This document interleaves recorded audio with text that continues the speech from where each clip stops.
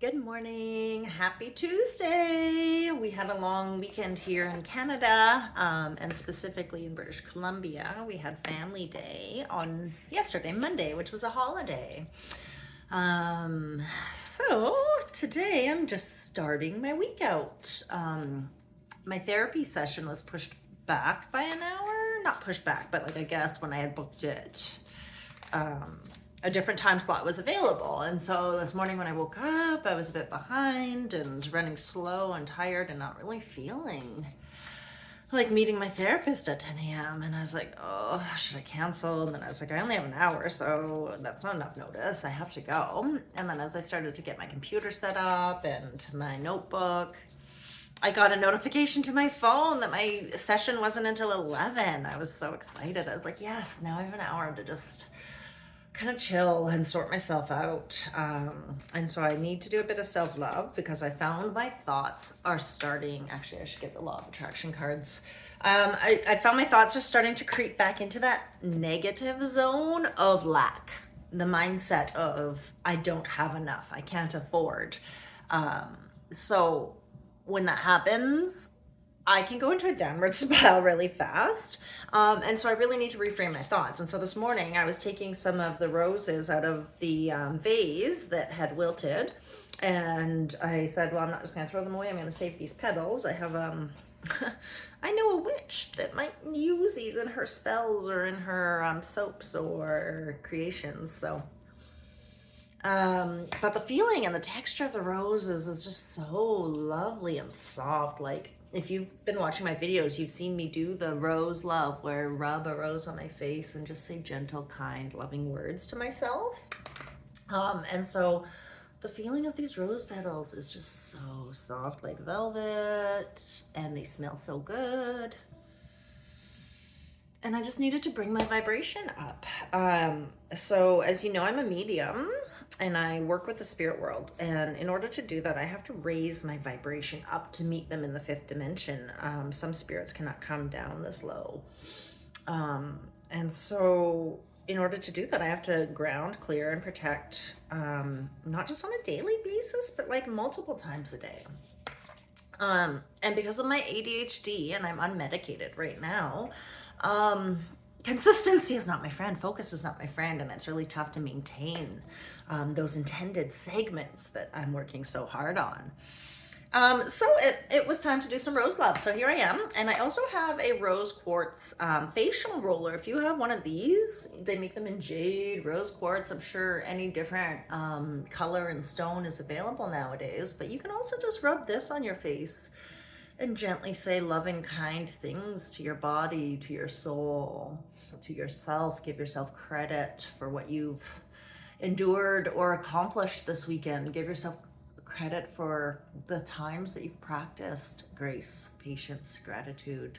Celebrate, uplift, and shine a light on the positive moments in order to illuminate and bring to your life more of those positive moments.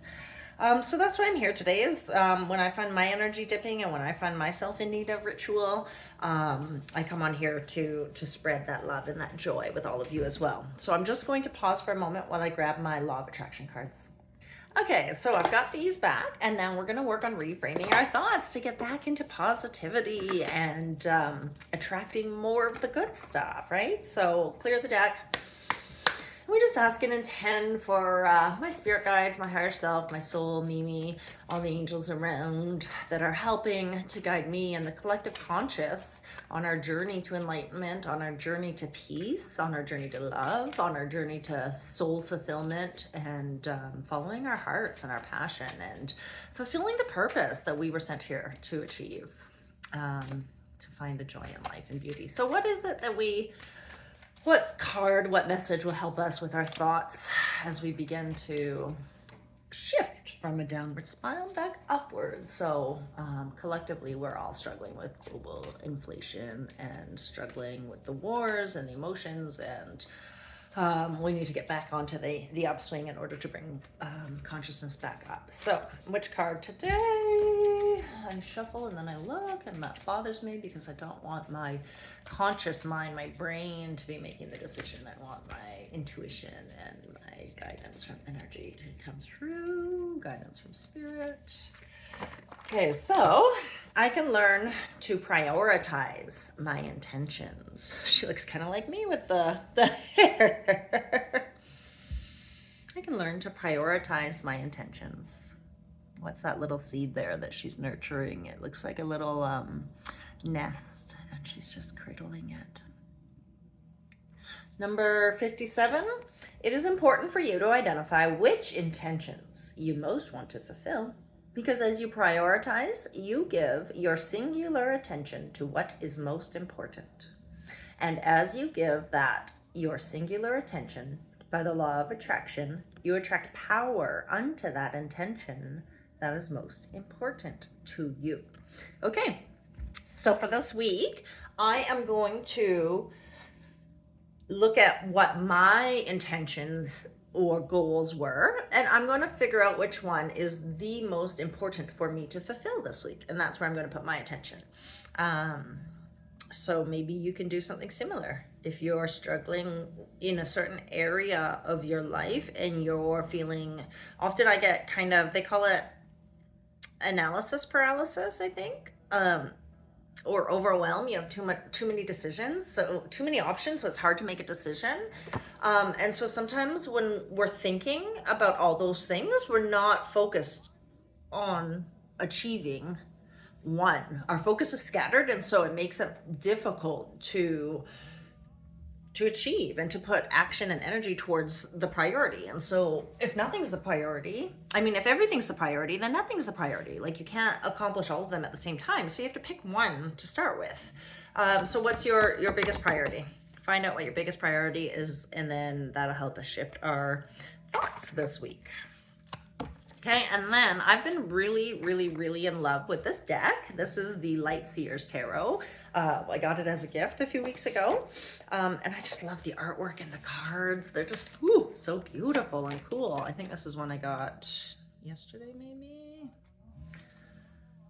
I don't remember. I don't think I got that one. Maybe I was doing a reading for someone. Okay, I'm just going to shuffle these. I'm going to clear them from the energy of any other past readings. And today we're just looking for collective conscious. I'm just going to do one card for guidance today.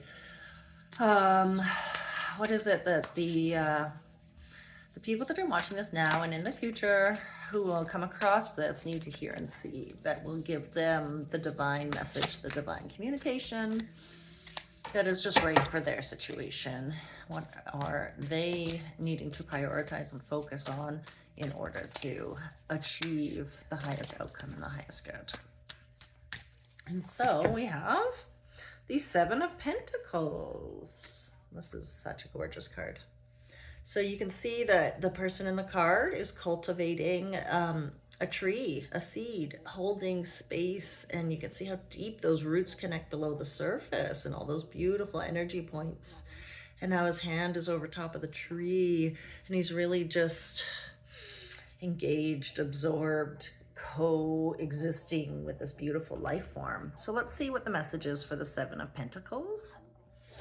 Those are the seeds and the dreams that you're growing there, and you're helping. Oh my gosh, it's so beautiful. Okay, Seven of Pentacles. Oh, and look, opened right to that page. There's a little mantra, a statement that goes with this card. As I give thanks for what I am about to harvest, I know that my life is headed in the right direction. I was just thinking today about cultivating more gratitude, right? So I can help shift my thoughts. We can give thanks in advance for the things that haven't materialized yet. So if we've planted the seeds and we know we're expecting some corn or potatoes or carrots or whatever, we can already give thanks for those. We can say, thank you, universe, for the life that is growing beneath the surface. Thank you for these seeds that I've planted that will nourish my family with the food and the bounty from the harvest. So we know that we've done the work. We know that we started to take the little steps towards this transformative path that we're taking. Now we can practice gratitude before it has happened. We can feel and see ourselves as though we're in that experience. Our subconscious doesn't know the difference. So we can say, thank you, thank you, thank you so much for whatever it is, fill in the blank, that you're working towards, right? Are you working towards a healthier body? Are you working towards inviting more fitness and activity into your life? Are you working towards finding or building that lifelong partnership or relationship with someone? We can give thanks before that person's even come into our life. So if we're clear on what we want, if we're clear on what we intend, if we're clear on what we've begun to sow, then we can give thanks for the result before it's even here. And that will help accelerate and continue to manifest the outcome for you, because the universe sees that you're taking that physical step towards it and realization of it. So celebration. So Light Seer, a pause, states of gratitude, reflecting on your journey, waiting to harvest the fruits of your labor. And it's a sign to keep going. So you're almost there. You've been doing the work and your wildly successful roots are growing. You may not see the fruits of your labor yet. Know that they exist and that any lack you are feeling is simply residual energy that's being worked through. Holy cow. See, like the words out of my mouth? I said I was having a lack mentality. This is like the perfect card. It's time to fall into faith and to pause and give thanks. Realize that you are living, breathing, the result of all your memories, hopes, and hard work. Keep going. This moment gives you a divine interlude to revisit your purpose and direction. Your arrival is possible only after you pinpoint the destination. Remember I said you have to get clear on what it is you're trying to achieve, where you're going. Get clear on that. Celebrate it. Practice gratitude. Has your journey shifted so much that what you originally germinated is not the thing you desire to harvest? What needs to change to satisfy your deepest intentions? So again, this transformation that we're in, perhaps your dream, your goal, your path has shifted from the beginning of what you thought you wanted, and now you've realized that actually it's something else. So has everything energetically matched up with that shift? Are you in alignment with that shift? Has your journey shifted so much that what you originally germinated is not the same thing you desire to harvest? What needs to change to satisfy your deepest intentions? If you are feeling any frustration or lack of progress, remember that giant dreams are not built in a day. Take a moment to breathe and reflect as those profound, sacred breaths can reinvigorate and realign. So breath is our creative life source energy. As we bring that intention into our bodies and our energy fields, as we focus on that breath, we can realign. As we get back into stillness, we can get clear on what it is we're working towards or want to achieve or want to be, want to do, how we want to embody this life. And focusing on that breath and that stillness is the key to manifesting, to gratitude, to all of the above. And we can, take that statement that we heard at the beginning as we take a few breaths and use that as we are meditating. As I give thanks for what I am about to harvest, I know that my life is headed in the right direction. And so it is. Thank you very much. Namaste.